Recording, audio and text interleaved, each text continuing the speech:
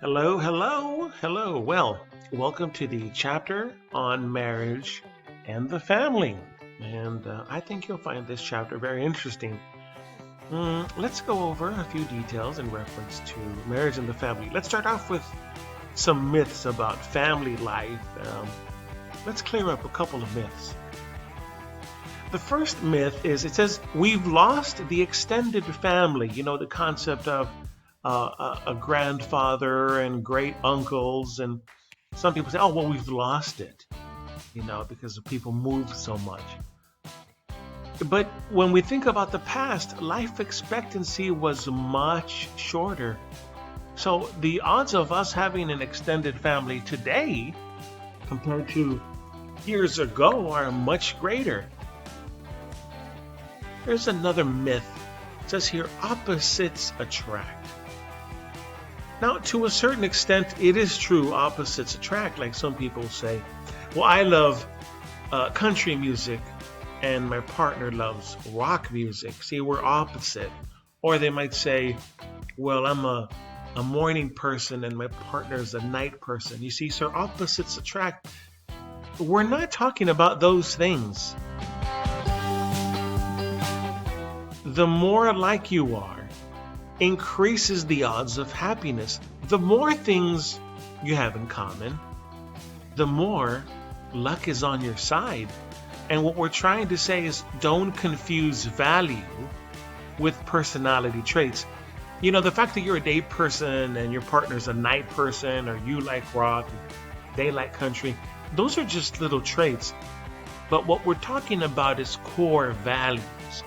The more values you have in alignment, the higher the odds that you're going to succeed in being a couple. So don't confuse that. Some more myths about family life. When we're talking about values, I want you to keep in mind values. What is desirable? Here's a flow chart.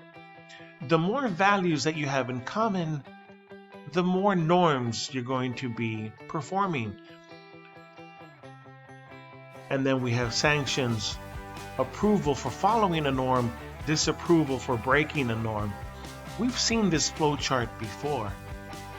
And if you want a relationship to succeed, make sure you have the same values, because if you have the same values, then you're going to do the same things, and then you're going to get a thumbs up. For example, if both of you value an education for your children, then both of you are going to want to save money for your college, for your child to go to college. So when you say to your partner, hey, well, let's set up some money aside for our child or our children, they're going to give you a thumbs up and say that's a good idea. If they don't value an education, they're going to be like, why would we do that? And then you're going to get into an argument. If you're the same religion, same things, same values, you're going to give each other a thumbs up, as opposed to getting into an argument and giving each other a thumbs down. More myths. It says here, people marry for love. Yes, they can marry for love. They true, and many people do marry for love.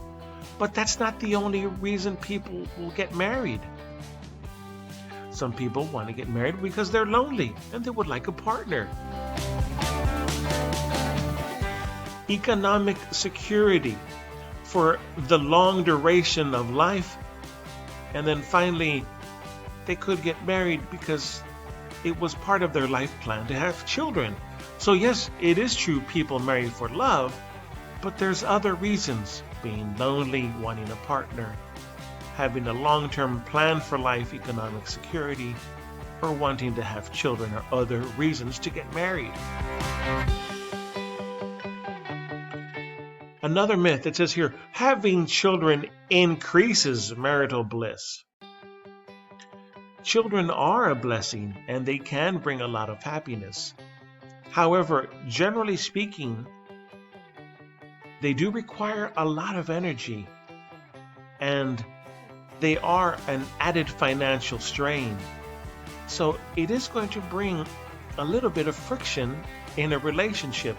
Now keep in mind, we're not saying that decreased satisfaction is dissatisfaction. No, we're not saying that at all.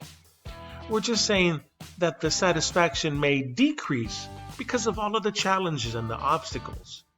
And we're not saying that it's dissatisfied. But we do want you to realize that having children is going to cause some fatigue of energy, added financial strains, and it is something to consider. Now here's an interesting one. It says, a good sex life is the best predictor of marital happiness. Now when we're looking for predictors, what will predict whether your relationship is going to be great? A better predictor is what kind of communication style do you have? Now, you don't want to have this type of communication style where you always defer to your partner. Well, whatever you want, well, what would you like to do? If you're always in deference, that's a very poor communication style. However, if you're way too aggressive, that's not good either. If you're overly aggressive, it's going to be very taxing and difficult on the relationship. The middle style is the best. You can be assertive, put your foot down, but don't go over the top. Don't be overly aggressive. At the same time, you can't always defer to what your partner wants. So a communication style is actually a better predictor of marital happiness.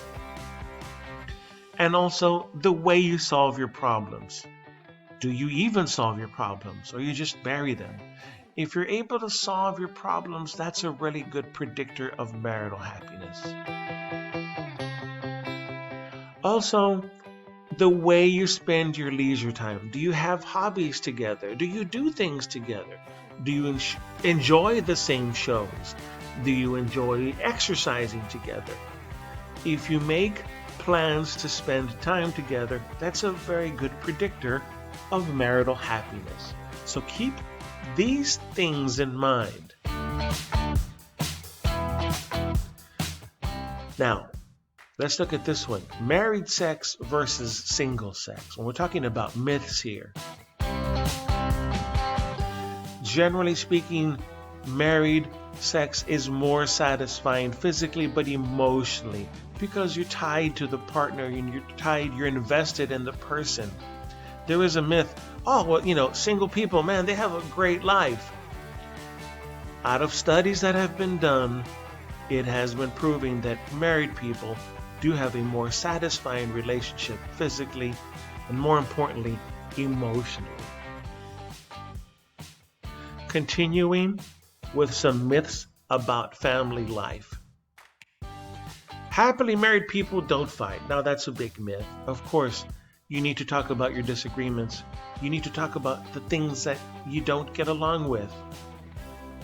And remember, conflict, it can have a positive outcome. It's possible. You just have to keep in mind your communication style. You can't go overboard and be overly aggressive, and you need to be assertive, but you can't always be indifferent. Here's something that people love to say, and they say it all the time. And at what point it used to be true. For example, this was true in, I would say, from like 1984 to maybe 1990.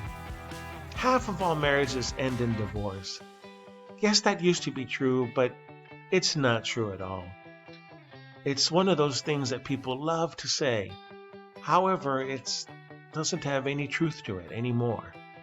So whenever you hear someone say, well, half of all marriages end in divorce, that hasn't been true for a very long time.